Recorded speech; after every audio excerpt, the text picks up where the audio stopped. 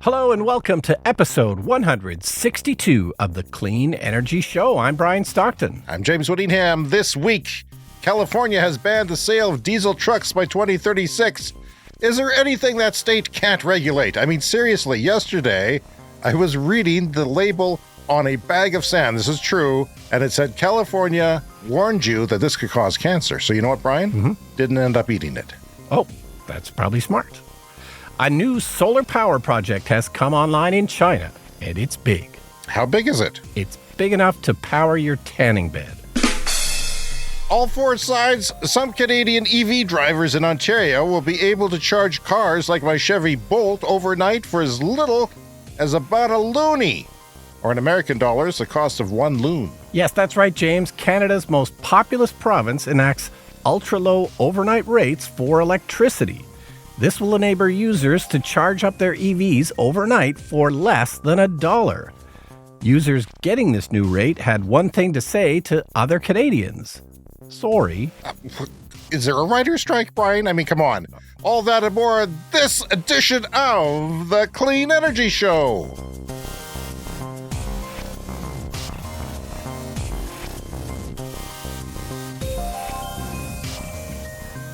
All right, so I have an update on the heat pump. So I'm getting a air source heat pump put into my house. This has been a very long process, and it's finally starting to happen. The unit has arrived in our city, and the first step will be routing in the pipe. There's an inside unit and an outside unit. The outside unit will go in my backyard, and then the inside unit in the furnace room. So that'll be the first thing that's going to happen late this week or next week. Have you seen the unit? No, I haven't. Okay. Is it big? Has it been described to you? It's been described to be as very big. Yeah. Okay. Well, I'd be interested to see the picture. We'll have to tweet that out. Yeah. Because not too many people where we live, well, you had to search forever to find somebody who would even do it. Yeah. And then they found a special cold weather one. Go ahead. Yeah, it's a cold weather heat pump. I am an early adopter. I think I sent you this tweet the other day. Somebody put out a chart of heat pump use in Canada. And it's like Nova Scotia, I think, has the most of all the Canadian provinces. Kind of like the U.S. Northeast. They were using heating oil out there, so it was good for them to sort of switch. Yeah, and here in Canada, we have a grant program. If you heat with heating oil, you can get some money to get yourself a heat pump and get off that heating oil. It's a no-brainer. If you're using heating oil, definitely do that. But anyway, this graph showed heat pump use in every province, and the graph just disappears as it gets to our province. So, they said no data available, I believe, at the bottom. Basically zero. It's the data is so low. You're now the data, Brian. You're the data. Yeah. I'm an early adopter, and we'll kind of have to wait until next winter to really give it the true test to really see how well it actually performs and you know what the electricity bill is going to be, which is kind of the main concern. But our provincial government recently canceled the rate hike for our natural gas utility, which is a government-owned utility. It was supposed to have a 5% hike. And they canceled that, I think, because they love oil and gas they want us to keep using it. They don't want people doing what you're doing. Looks bad for fossil fuels, so they decided to cancel it. They don't want other people doing what you're doing because they're buddies, they're financial buddies. I don't know. It's. I don't want to be this old man cynical person, but it sure seems like our provincial government here really has close ties to the oil and gas industry and does whatever they say. And certainly they're lobbied more than any other industry. Perhaps mining would be second. And, you know, part of the reason I feel I can do this is because I believe that natural gas rates are just going to keep going up. Now, around here, our electricity rates are also going to keep going up because we still use some fossil fuels to create our electricity. But, you know, eventually in the future, the electricity will start to get cheaper while the natural gas will continue to rise. Our electricity rates were predicted to go up because when I got my solar panels, they were going up 5%, 6%, 7% a year. And that was to continue, and then it stopped. And I think it stopped because the government read my tweets about how the more electricity prices go up, the more solar makes sense. So it's your fault. No, the rates haven't gone up that much for electricity. I'm expecting it to go up more. But of course, we have a story later in the show about cheap electricity in Ontario that I think is really interesting. So the other thing was I was looking at the local movie listings, as I am wont to do, what's playing at the local Cineplex. We've only got 3 cinemas in our town, so it's not that hard to check them to see what's playing. But anyway, much to my surprise, there's a new documentary that has started. And this is not Brian's Movie Corner because I haven't actually seen the movie. So don't play the theme song, okay, whatever you do. I'm holding off. But there's a new documentary that's playing, and it's playing theatrically, which is always surprising when a documentary plays theatrically. And it's called Nuclear Now, directed by Oliver Stone, the famous Oscar-winning director known mostly for Platoon and other mostly dramatic films. He's got this new documentary, and I don't particularly want to see it because I feel like reading the description of it kind of tells me everything I need to know about it. But it's a documentary about what happened to the nuclear power industry, which in itself I think is kind of interesting. And the description posits that oil and gas lobbying is a lot of what killed the nuclear industry from expanding and growing, because it was on a trajectory to be a really huge and important part of our, electricity system. But of course, there's a couple of nuclear accidents. And then according to the description, a lot of lobbying from the oil and gas industry to kill it, which, similar things have happened to obviously solar power, clean power as well. So I don't know. I'm not sure it makes sense to make a whole documentary about this subject because, we think solar, wind, and batteries are really the solution, not necessarily nuclear. If you've got existing nuclear, keep it running. That's probably a smart idea. Yeah. As long as it's safe and as long as you can follow the regulations. Maintain that keep it, lengthen the usefulness of the plant by a couple decades if that, that might make sense. But yeah, to us, from our point of view, everything that we're reading here, there's new data coming in every day. We'll have it on our show, that says the opposite. Like, just why would you do that? Because people say, well, how do you store it? Well, we'll find some reasons later. Yeah, and we've got an amazing story from China in the show, which really, I think, is the perfect illustration of why bother with nuclear when you see what can be done with solar. That reminds me, I have a segment called What James Learned, and this week I learned something that I hadn't thought of before. And that is, we always talk about pumped hydro, where you put in a sort of a pipeline downstream on a hydro dam, and you have excess wind and or especially solar in the middle of the day, and you pump that hydro back upstream on the other side of the dam, and that's storage. Well, what I didn't realize, and this is so simple, is that they can turn off the damn dams. They can just turn off the dams when there's enough electricity. When you're getting lots of solar, it's sunny, it's windy, whatever, and that's storing it as well. I don't know if there's limits to how much they can store in certain situations, how that works exactly, but that is one of the ways that you instantly have a battery from any hydro dam. And we even have some hydro where we live, even though we're largely dependent on coal. That would be one of our storage solutions. Yeah, I imagine each dam has probably several turbines, so they can use all of the turbines or one of them or none of them, I guess. Yes, but from what I understand, you can turn off the dam and just stop the flowing water, and not just the turbine, but the dam itself, the flow of water, and keep that water for later. And a lot of dams are having trouble because there's less water than there used to be. There's droughts and things, and that's causing a lot of problems. Speaking of droughts, the iceberg in my pool melted overnight. That is May 2nd. No, well, yeah, it's the latest it's ever done it. And I mean, it's incredibly late. Usually, Brian, it's in the 23 years I've had a pool on and off, I've had to struggle between the time when it, melted and the time when true summer comes when I can actually heat it and get into it and, do that sort of thing. There's this period where it's just yucky and you have to, keep it from turning into a pond. You have to, at some point, circulate the water when it's done freezing. And sometimes it freezes at night and you still have to, that's just a hassle. This year I'm going from skating rink to pool in basically one day because it's warm this week. Well, if you remember, 6 or 7 years ago, we had a winter with lots and lots of snow, and the city removes the snow from the streets and they pile it in a field. And we had one winter 6 or 7 years ago where there was so much snow that a part of this pile of snow stayed for the entire summer, which, I'm sure lots of people just think Canada is cold all year round, but no, we get very, very hot here in the summer. So for that snow to have lasted all summer was pretty amazing. Technically, that's a glacier. Yeah, according to my Facebook memories, that was 10 years ago, because I just, at this I cross-country skied that year, and I could ski till mid-April. So the days were getting really long, and it was really surreal. I should have been riding my bike, but I was cross-country skiing to stay in shape. And what else? Oh, I put a steps over my fence because there was a snowdrift over my 6-foot fence. Right. So I just put steps. I carved steps into the snowbank with a little bit of ice water and some red paint. And we just walked over my fence to go skiing on the snowbank on the other side, because we skied behind on the pipeline behind my house too, and in the little park that's beyond it. So, yeah, that's interesting. And the Riverbend Co-op gas station, which I did a commercial for earlier in this podcast episodes, in Davidson, Saskatchewan, the halfway point between our two major cities, is telling us on Twitter that they are hours away from opening their 2 CCS flow chargers, which will greatly enable anyone without a Tesla. Not just me. There's other people, Brian. There's a lot of people without Teslas. We all want to go from A to B and get around. And, should I have a horrible headwind, that is there for me now. Or should I want to go on a cold winter's day, that is there and necessary for me to use. I just hope it's not. There's only 2 of them.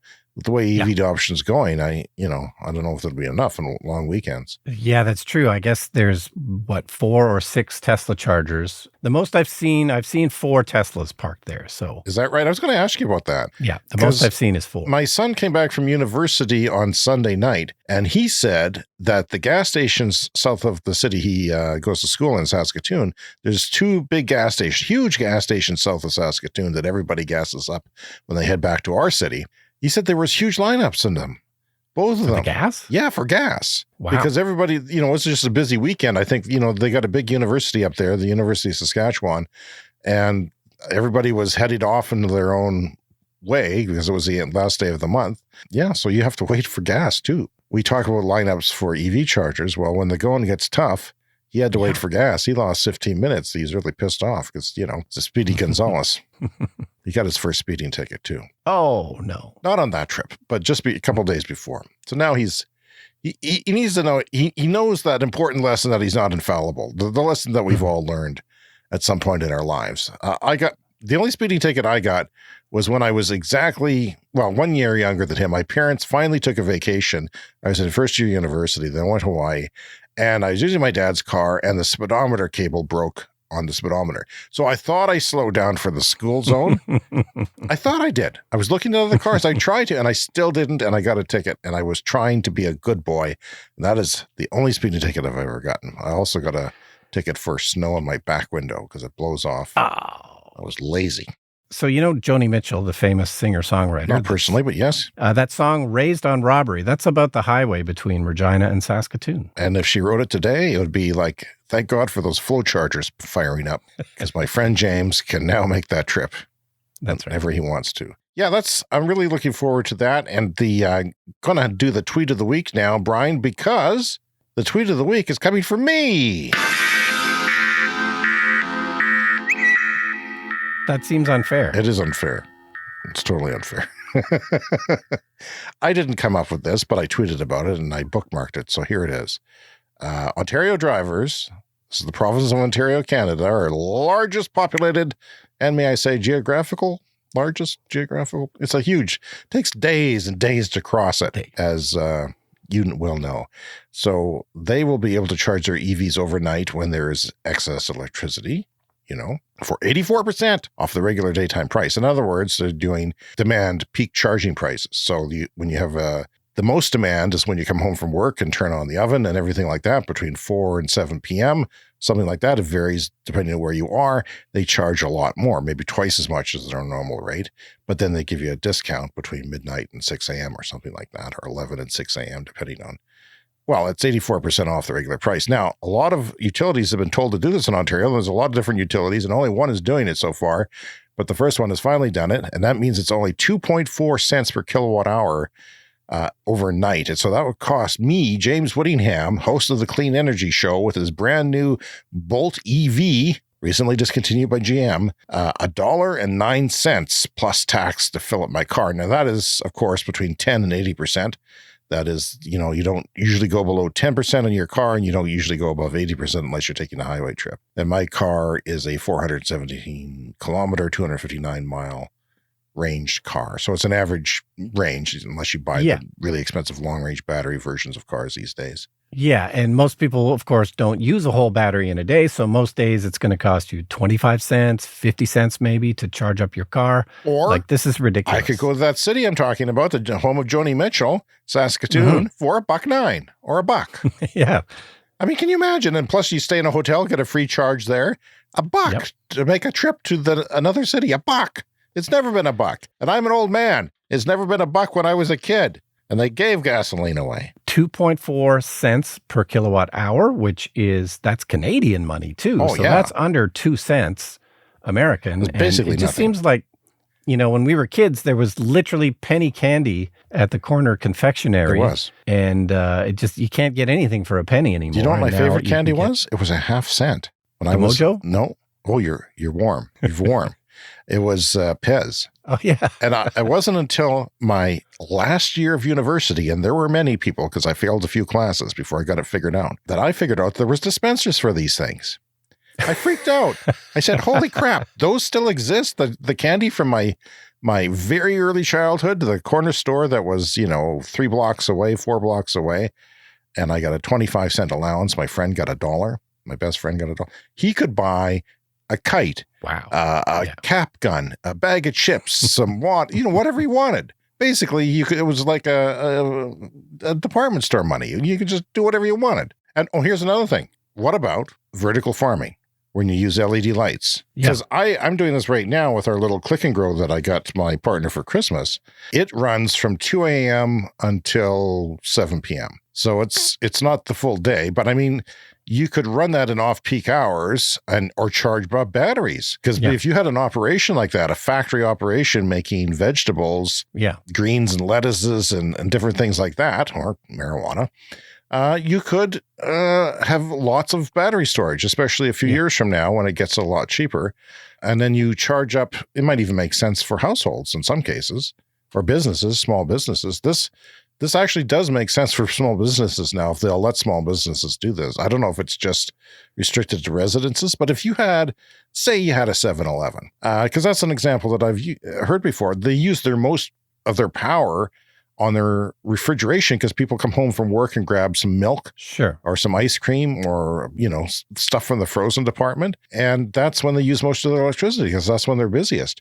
It would make huge sense for them to charge up at 2.5 cents a kilowatt hour overnight on a battery. It would make a lot of economic sense to have a number of, say, Tesla wall batteries or whatever. Yeah. Now, I should say that, and this story comes from the CBC, that you do have to opt into the program, apparently. So there is an overall regulator in Ontario that sets the rates, but then there's a lot of different separate utilities depending on where you live. And it does sound like, first of all, the utilities have to opt into this program, and they've been given 6 more months. So not everybody's on board yet, but in 6 months they have to be. But you as a customer have to opt in because you do have to take a larger peak price. So your peak price of electricity will go up, but the overnight rate will go down. Now, you would have a new, you would have a heat pump. That would be a problem for you if you did work and you're not because you're retired, happily so. I can tell.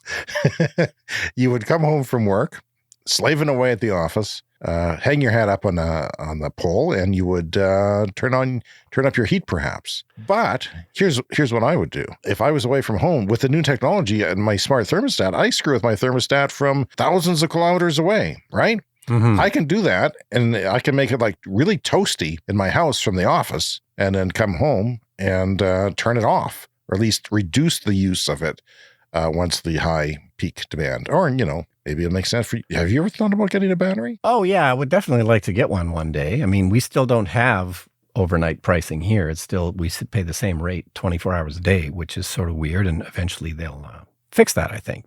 Yeah, ever since the pandemic, I realized, though, that like the energy use in my house has changed and kind of changed permanently, because it used to be that before the pandemic, me and my partner, we went to work. My kids went to school. There was nobody home all day. So we always had the furnace basically off all day. Yeah, then the pandemic and everybody stayed home all the time. And now I'm retired, so I'm home all the time. So we do need that power all day long where we never used to. That's an interesting aspect of work from home. Like the Yeah. The government workers in Canada are actually fighting for that. Yeah. And I'll throw another story at you. My son yesterday came home from his first day at work for the city that we live in. He's working for the city as an engineering assistant. And he said that everything is different now, that they're offering him to do whatever he wants with work schedule because they're losing people to the private sector where they have more flexible work schedules. And I say it's because of the pandemic that has changed everything. And I'm actually kind of surprised by the government union workers, federal government workers here in Canada saying that they want work from home. Thought, oh, okay. But I've got a friend, one of my best friends is a manager for the government, and he's been working from home. He doesn't want to go back to work. Yeah. I don't know how you manage from home, but I guess it's possible. Oh, yeah. People do it. It probably does overall increase energy usage, though, because it used to be, everybody would go to their offices and turn off their furnaces at home. But, now it's everybody all the time. The reaction to the Chevy Bolt discontinuation from last week, Reddit, I see, is quite angry. The Chevy Bolt users are angry about it. One reason is because the Bolt's pretty cheap in the States. I don't see it that way here. It's only a little bit cheaper than everything else here and not much different than the Leaf. But in the States, they lopped a few $1,000s off a few months ago, and it's very cheap. Plus, they get or we're getting the full $7,500 tax credit from the federal government, plus state and local incentives. And so, people have been driving that thing away for $15,000, $16,000 in some cases, which is crazy cheap. And why wouldn't you? I read somebody on Facebook say that, the problem is that there's not going to be any cheap EVs around anymore, at least for a while, because the Equinox will be more expensive in the States. In Canada, it's claiming to be cheaper than slightly cheaper than the Bolt. So we'll see if that holds. I don't think it will. And then it's going to take a while for the base model of that to come out. So there's going to be this time where people can't buy EVs. And I read on Facebook that there was a guy who worked at Hertz in Chicago. He says, don't buy an EV now. Wait a while because we got 600 of them just in Chicago, Bolt EVs. And nobody likes them because they can't charge. They can't charge fast on the highway. I guess a lot of people are renting or wanting to make trips. And it's really, you don't have your home if you're traveling to charge at. So maybe that was good intentions, but not the best idea.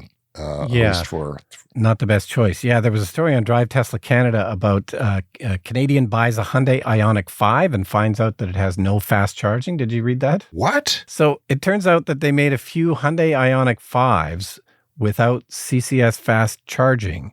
There's a few of these that were sold. Only like 30 units were sold in the 2022 model year in Canada. And I believe they did it to qualify for the EV tax credits, because once you have one low-priced car, then the upper trim levels also qualify.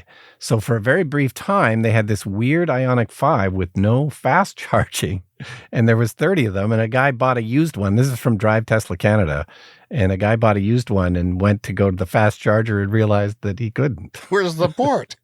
Where's the port? It doesn't exist. So the Bolt probably, most people rent a car to do a highway trip. I think that's the most common reason to rent a car. So the highway charging is the fast charging somewhat limited on the Bolt.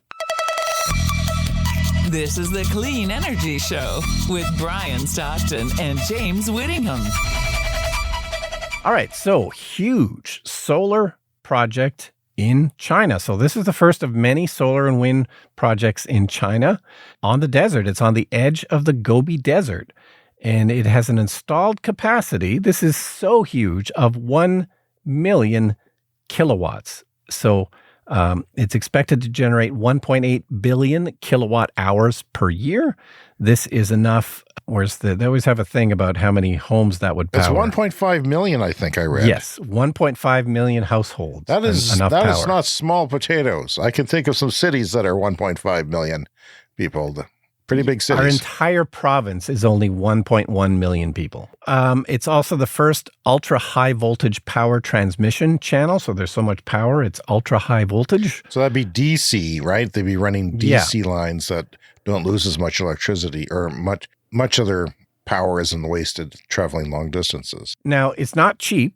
This cost $12.28 billion. So that's a lot of money. But it seems so much quicker and more reliable than something like nuclear. So you could spend a few billion on nuclear, but you got to wait many years for it to come online. And you don't get that choice necessarily of what capacity you want. Like a nuclear power station, it has a designed capacity. But with solar, you can just make it as big as you want, as big or as small as you want. Yeah, I've got the space to do it. Well, this is on the edge of the Gobi Desert. So the desert, you got lots of space, right? They got lots of space and they got lots of sunshine. So I think this is... the only problem is dust, which they have machines to hopefully clean these things on a regular basis. Yeah, just to start, they're going to install 100 gigawatts of solar and wind in different arid areas in China. So that's peak power, and you don't get that 24 hours a day. But a gigawatt is a nuclear power plant. Yeah. So, I mean, that's pretty significant. That's a lot of nuclear power plants, if you think of it in those terms. And there's no mention of batteries, but I'm sure, like, in China, this would be fine to operate without batteries just during the daytime, just pumping all that juice into the grid. I'm sure there's some place for it to go. You know what's interesting that I just thought of? The entire country of China is vast. It's the size of the United States and beyond, right? But it only has one time zone. They make everybody work on the same time zone, which is, communism at its best. But then the peak demand for everywhere is going to be the same everywhere, right? If you come home from work at 4 o'clock, then you're going to be using the peak power from everywhere. Well, that's going to be a disadvantage to China for doing that. Maybe they'll change that. Yeah, I never thought of that. If everybody works 9 to 5 in the whole country, maybe they stagger the start times of work or something more towards the daylight hours. In some cases they do, in some cases they don't. I mean, if you're a bank or a financial institution, you kind of have to start at the same time and I guess be in sync with everybody else. That's what they sort of wanted. But if you're a small, corner store selling vegetables or something, well, that's cool, Brian. And the communists, they could do things fast and big. Right? Because you're communist, you can tell everybody to be on the same time zone if you want to. Fast and big and without human rights. But let's move on. Yeah, let's move on. There's not a lot of human rights. I would take my human rights over communism. Thank you very much. However, it is interesting to see what is possible, because then when we know what is possible, we know what we can do if the world is at stake. It's time for, this is my favorite segment of the show, another oil ban. Oil ban. California has a rule that would ban the sale of diesel trucks by 2036. This is pickup trucks. This is medium haul delivery trucks, last mile delivery trucks, and full-on semi-trailers. From the New York Times, California state regulators approved on Friday of last week a ban on the sale of new big rigs and buses as well. They're running diesel, and they're going to do this. The ban starts at 2036. Some people said it should be sooner, but I can sort of understand. I wouldn't be surprised once those vehicles become more common and cheaper that they move that up again. But going beyond the federal government in issuing requirements to reduce emissions and setting the stage for other states to follow suit, California, basically 13 states, including California, all do the same thing, what California does when it comes to emissions from vehicles and transportation.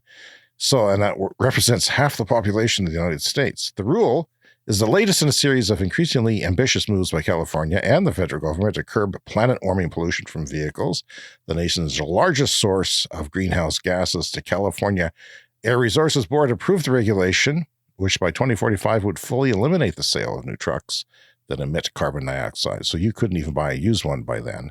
That's when they're gone. At what point this becomes a thing where, it's a stranded asset. It's going to be a stranded asset if you buy it within that time period where they're going to be banned, especially when they're going to be moving them up. So this would create the most stringent practices related to truck emissions in the country, keeping California at the forefront of states trying to reduce. They hope this will save money, but they also hope that it'll save costs, reduce, for healthcare, because healthcare is a huge thing. We talk about that a lot on the show. Yeah, they could save $26.5 billion in healthcare damage, says CNBC story on the issue. So, I mean, that's ridiculous. That's just health. Yeah, and we had a story a week or two ago about school buses. They did a study on, clean battery-powered school buses, and sure enough, attendance improves when you're taking your kids to school on clean buses, and they don't have to smell all that exhaust. So imagine that played out amongst the entire workforce, how much healthier everybody would be and less health costs. So let's talk about school buses while we're on the topic. This is from Electrek. So we often talk about electric school buses, a favorite topic here. But I thought this was a great story to add. This is another Canadian story. Apologies for all of the Canadian news this week. Too much Canadian news. Sorry. But yeah, this is in Prince Edward Island, the home of Anne of Green Gables, the famous Canadian fictional character. So many of your favorite potatoes. Best place for potatoes. So Prince Edward Island has enlisted the help of Lion Electric. They're one of the top makers of electric school buses to provide power in the event of emergencies. To keep community disaster relief locations going when the power runs out. So these buses, they've got a battery capacity between 126 and 210 kilowatt hours, so sort of like equal to 3 or 4 electric vehicles, normal cars. And they are all capable of vehicle-to-grid type operations. So they're going to use it to provide power in emergency shelters and situations. So the example they've got here, last year, the island was hit by the tail end of Hurricane Fiona, 150 kilometer an hour winds. The storm knocked out power for 95% of the island of Prince Edward Island. And when the power was out, the province had these warming centers across the island to serve food and provide shelter, and people could charge their phones. So one of their examples here was in the North Rustico Lions Club in the tiny town of North Rustico, just a population of 648 people. But they had this going in the local Lions Club, but they had to run a diesel generator basically 24 hours a day to keep this center going while the power was restored. So instead, they've arranged for these buses to do that job, to do the job of the diesel generation when there's another storm like this. So you could get 2 or 3 days of power out of one of these buses in a location like the one that they're talking about here. That's incredible. I think this is at the tipping point, this idea, because, Prince Edward Island only has 160,000 people. It's a very small population and a small geographical island as well, but it is a province unto its own. And a nice one, if you want to visit it someday. I was there. It was quite lovely. But yeah, they're doing this in southern states too, where in hurricane regions there. We're starting to hear about stuff like that going on down there. It makes perfect sense. And once these buses get out, as long as they have vehicle to load or vehicle to grid charging capability outwards, that makes perfect sense. And you can have all kinds of shelters with a fleet of school buses and city buses. Can you imagine? I mean, there would be just a crap load if they work both ways. I'm not sure they all work both ways, but you can get them that way.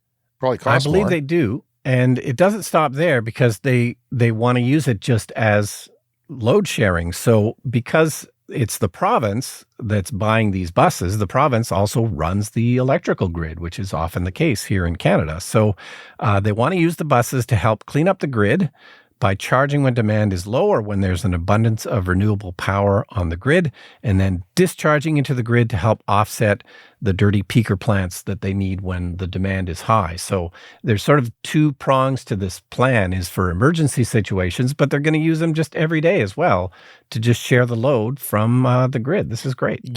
One of the great uses of electricity that is wasted is having plants such as coal plants, natural gas plants, fired up and running, ready to go when you need that electricity, when it suddenly surges and you need to have it ready.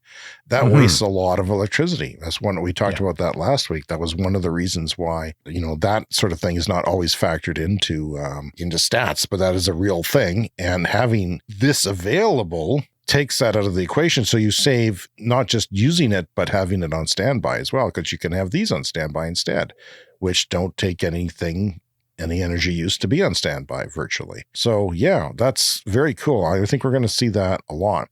Brian, the International Energy Agency, otherwise known as the IEA, says oil displacement by 2030 is projected with current policy, not changing evolving policy, which is getting more stringent, but current policy is looking at 5.3 million barrels a day displaced. And I think we mentioned this last week, but I wanted to break it down because I thought it was interesting how it breaks down. So the vast majority, of course, is cars. 3.8 million barrels per day of oil will be displaced, which is enough to send prices tumbling in itself. But then there's some minor ones that only add up to 2 million barrels a day. And that one is like 500,000 barrels a day is for buses and almost half for, trucks, because trucks are still coming along. They're behind on everything, as are buses. But 2- and 3-wheelers are 0.6 million barrels a day displaced based on policy, not consumer trends or S-curves or anything like that, but just based on the policy that's out there. So we know it's going to be a lot higher than that. So if you have some oil stock, beware. There is going to be a great change in demand by the end of this decade, and that's how it breaks down. So we talk a lot about India and Asia and different places where 2-wheel and 3-wheel transportation is popular. There makes perfect sense to go electric for those, and Gogoro is a company that's doing great work with that because they have interchangeable batteries. Yeah. No, I was surprised by those numbers. I'm looking at the pie chart here. So 3.8 million barrels is what's going to be displaced from cars. And then 0.6, that's a lot. That is a lot, 2- and 3-wheel vehicles. That's amazing. It's as much as buses or trucks almost. That's in the world because, we don't think of 2- and 3-wheel vehicles but they're almost, the main way of transportation in a lot of places. Africa, India, the Philippines, Vietnam, a lot of places have a lot of miles traveled on 2- and 3 wheels, and they make stinky stink and noise because of their gasoline 2-stroke engines, as you've pointed out, is not efficient. Yeah, and speaking of small vehicles, the story here from Electrek about the Wuling Bingo EV. So this is a recently released electric vehicle in China that starts under $10,000. So, we often complain electric vehicles are still generally too expensive for people. Well, let me say something, though, because we know that there's cheap vehicles in China, and they're basically golf carts, right? Mm-hmm. This is not a golf cart. This is comparable to a Honda Fit. Yeah. We don't love our hatchbacks around here in North America, but it is a 4-person, very usable, very well-equipped car for under it kind of looks like a Mini to me, an Austin Mini. It's a bit bigger than the Mini, right? I think they were comparing it to the Mini. But the Mini's a fun car. I wouldn't mind a couple of those in the driveway, But here's the thing I feel like you would love. It comes with an optional inflatable mattress for the back. I prefer a fridge more. I still want one of those in my cars. I know Hyundai in Korea is offering, at least in Korea, is offering a fridge in their Hyundai Ioniq 5, I believe. Oh, I'd want one of those. Imagine being an Uber driver, how many good stars you would get. Would you like a chilled bottle of water, madame, from the fridge in the back? Amazing. Yeah, so this car is, it's a joint venture from General Motors and SGMW. So General Motors can put out a super cheap car in China. Still working on doing that here in North America. The Bolt was pretty cheap, and then they canceled it. But anyway, I thought this was great, and the picture of the inflatable mattress and with the back seats folded down, it looks like there's enough room for 2 people to sleep in the back of it. It looks amazing. It does look that way. So you have a camper car there. Yeah. And the mattress just inflates on its own. Yeah, and of course, it's not great range. There's sort of 2 different battery sizes. It's a city car. It's a city car, 126 miles or 206 miles, which isn't terrible. 333 kilometers. That's maybe the optimistic ratings that they do in China. Yeah, as a city car, it's amazing. Starts under 10,000 and goes up a little bit above 10,000. And there's a lot of cities in China that are encouraging such cars and taxing cars that are bigger than that. So it's going to make a lot of sense, and they're going to sell gobs of these things. Electrification is going to be, it's probably normalized now because 1 in 3 cars is electrified in China as it is. So that's cool. And I'd like some options to come here because, hell, what kind of a car can you buy for $10,000 in North America used, especially nowadays? Mm-hmm. Yeah, it still seems like we're a few years away from the Chinese automakers really taking any kind of a big slice here in North America, but we'll see. They're making their moves in Europe, Brian, and it's time for the Lightning Round. The Lightning Round is a fast-paced look at the latest headlines in climate, clean energy, and transportation. How do we go so long? Bloomberg FC Barcelona players have chosen the railway over private jets. This is a huge soccer team. If you're not into soccer, it's called football outside of North America. Yeah, they usually take a private jet. Now they are taking the train to Madrid. So Barcelona to Madrid, they're taking the train instead of their private.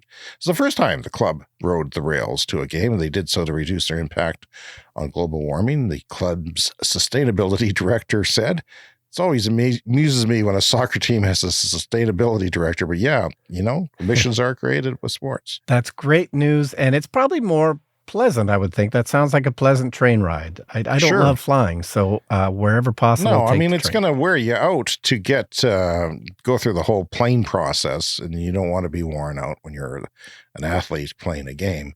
A Texas bill that would make it harder to build new wind farms, even though they've become the top producer of renewable power in North America.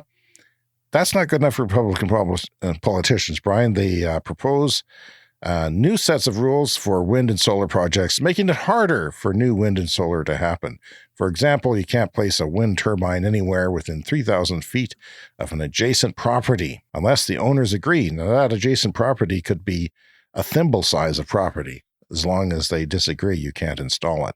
Texas installs more wind farms than any other state each year and remains the U.S. leader in production.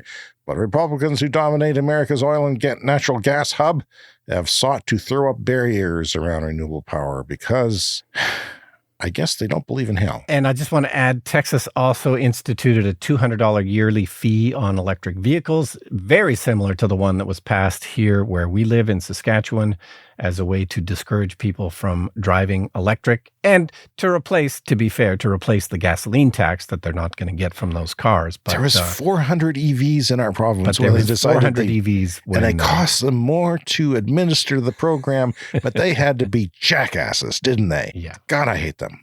Electric says Stanley, the tool maker, Black & Decker. Stanley Black & Decker is one company. Didn't know that until now. The world's largest tool company just launched the largest privately funded on-site solar farm in Kentucky. It is 4.3 megawatts, and it's going to power the whole 280,000 square foot production factory. That's producing enough clean energy to power the factory entirely and even give some back to the state. The annual energy savings will be $400,000 US savings. So that's going to pay for itself fast, and then they're going to be a more profitable company. And the competition, you know what they're going to do? They're going to have to do the same thing or they're going to get out of business. That's right. Sad news. The Montana State Senate has endorsed a bill that would ban state environmental regulators from considering greenhouse gas emissions when reviewing proposed projects. Why? Because they've had to say no to methane from natural gas before and no more. So you cannot mention the climate anymore. Ooh, it's a CES fast fact. Plastic was responsible for 1.8 billion metric tons of greenhouse gas emissions in 2019. That is 3.4% of the global total, more than the percentage of CO2 contributed by the aviation sector. Didn't know that. That's why it's a CES fast fact. Plastic's share set to increase in coming years, according to Bloomberg Green. I hope they find an alternative, Brian. Yeah, well, we do have regulations here in Canada now that's starting to phase out single-use plastics, and we need more of that. So Yale study says there's no increase in climate doubters. They have done a survey and find that there's not more climate doubters than there used to be a few years ago, despite what you might think if you were online, because there's a huge increase in online doubting going on. Partially by Russia, partially by the fossil fuel industry, partially just by angry people who don't like the world changing. So 11% find it are completely dismissive of climate change. 11% are doubtful, but that hasn't changed.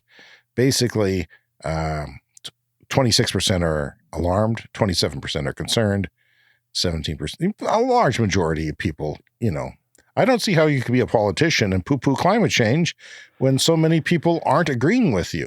Yeah. From Bloomberg, BYD, the Chinese EV and automaker, overtakes Volkswagen as China's best-selling car brand. So Volkswagen was the number one car brand in China, which I also did not know, and now they are not. It's because they have to do a little bit faster, work on that. It's another CES fast fact. At our current rate of plastic production and disposal, our oceans are on track to contain more plastic than fish as soon as 2050. More plastic than fish. That's depressing. Yes. That should have been in my sad news. Drop the natural and natural gas, climate activists urge U.S. officials. Environmentalists say the term misleads the public about the damage caused by methane, a highly potent greenhouse gas, says Bloomberg. Yeah, I agree. It's, natural gas is always, it's the clean fossil fuel. And believe me, it's not that clean. How about dirty gas? Wyoming Department of Transportation complains new Biden EV chargers will be unprofitable in 5 years. They say these sites are located within 1 mile of an alternative fuel corridor. The Wyoming Department of Transportation is requiring that all applicants provide a matching funds of 20%, but they say that's not fair because these things won't be profitable in 5 years. Now, Brian, I've been through Wyoming, not my favorite state, 4 times. 4 times. It is a depressing state. It is the state that makes me want full self-driving to happen so I can sleep through Wyoming. Yeah, and if we have listeners in Wyoming, what's the email address, James? cleanenergyshow@gmail.com. Send your threats and hate. There's some beautiful parts of Wyoming. Mostly it's the same, though. And not great. Well, Lynn Cheney's there. So the cost of tourism, what about the cost of tourism? If I can't go through your state, this is what I was concerned about our province, that we would be a flyover province once EVs took off because we weren't getting any EVs. Well, thankfully, the federal government has kicked in a massive program, and they have in the states as well. This is important. You don't want me not to detour around your state angrily because you don't have any EV charging. And I won't stay in your hotels. I won't eat your food.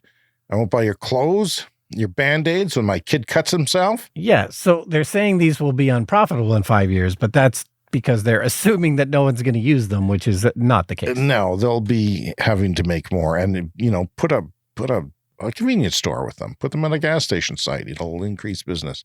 San Francisco-based startup is developing a plasma boring robot that is capable of digging tunnels 100 times faster and up to 98% cheaper than existing boring systems. This is not only applicable to transportation, but also rewire energy, internet, and utility grids across the country because it's fast.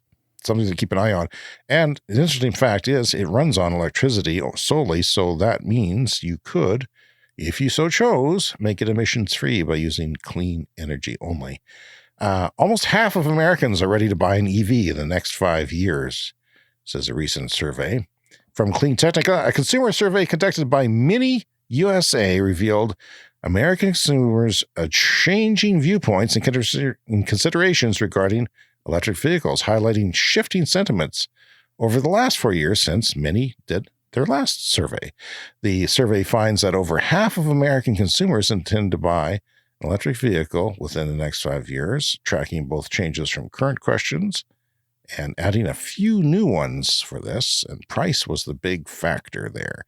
Charging was way down at 18%. The U.S. Supreme Court last week effectively rejected appeals by multiple oil and gas companies to have cases brought against them heard in federal court, says The Guardian. That is good news. And finally this week, Brian, Airbnb will help some hosts pay for new heat pumps. A pilot program in Massachusetts will give Airbnb vacation rental owners $2,500 to install air source heat pumps like Brian Stockton and make their properties more energy efficient. We talk about Uber giving money to their drivers to buy an EV or lease an EV. Same thing in the gig economy. Companies want to be clean, and they want their customers to know that they're trying to be clean. That is our show for this week. I was hoping to be a shorter one because editing is a tedious job for a man who didn't get a lot of sleep last night. Just editing how many times you said tedious there will be tedious. Yes, that's going to be a problem. So I better shut up and get on with it. Please take the time to contact us. As Brian said, cleanenergyshow@gmail.com is our email address. That's the best way to contact us, although there's a plethora of ways of contacting us, including speakpipe.com/cleanenergyshow. If you'd like to leave us a voicemail, message. We are on YouTube every week, and we have special features put up there as well. And we have a store where you can buy merchandise, which sounds crazy, but it's true. We do have a store where you can buy things. And if you're new to the show, remember, subscribe on your podcast app, because that way you get new episodes delivered every week, and they get better and better. See you next week, Brian. See you next week.